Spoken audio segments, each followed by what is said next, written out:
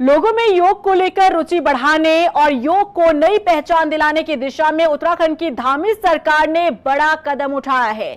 प्रदेश सरकार ने उत्तराखंड योग नीति बनाने की घोषणा कर दी है और योग नीति लाने वाला उत्तराखंड देश का पहला राज्य बन गया है। देखिए रिपोर्ट। उत्तराखंड सरकार का बड़ा फैसला, धामी सरकार ने की योग नीति की घोषणा।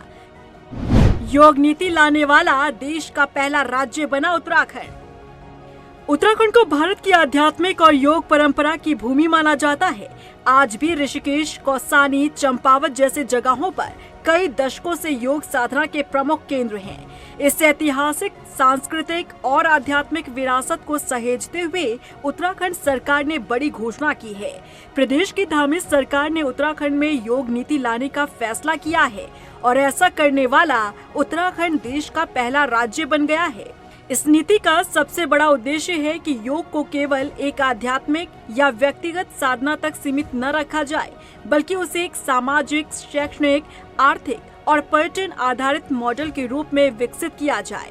योग नीति के मुताबिक सरकार साल 2030 तक 5 नए योग केंद्र स्थापित करेगी।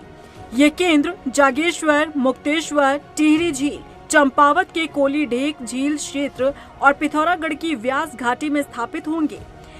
साल 2026 तक राज्य के सभी आयुष, हेल्थ और वेलनेस केंद्रों में योग सेवाएं उपलब्ध करवाई जाएंगी। नई योग नीति से राज्य में 13,000 से अधिक रोजगार पैदा होने की संभावना है। नीति में कहा गया है कि पर्वतीय क्षेत्रों में नए स्थापित होने वाले केंद्रों को परियोजना लागत का 50%, अधिकतम 20 लाख रुपए और मैदानी क्षेत्रों में 25% यानी अधिकतम 10 लाख का अनुदान दिया जाएगा। एक साल में कुल 5 करोड़ रुपए तक का अनुदान दिया जाएगा।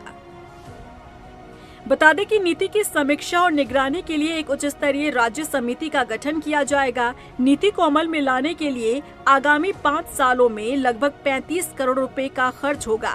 इस नीति से राज्य को कई तरह से फायदा होगा। एक और राज्य में लगभग 13,000 से अधिक रोजगार के अवसर मिलेंगे, तो वहीं 2500 योग शिक्षकों के लिए योगा सर्टिफिकेशन बोर्ड से प्रमाणित होंगे और 10,000 से अधिक योग अनुदेशकों को होम स्टे, होटल आदि में रोजगार मिलने की संभावना है। योग पर्यटन को बढ़ावा मिलने से राज्य की अर्थव्यवस्था को एक नया आयाम मिलेगा। रफ्तार मीडिया के लिए देहरादून से ब्यूरो रिपोर्ट।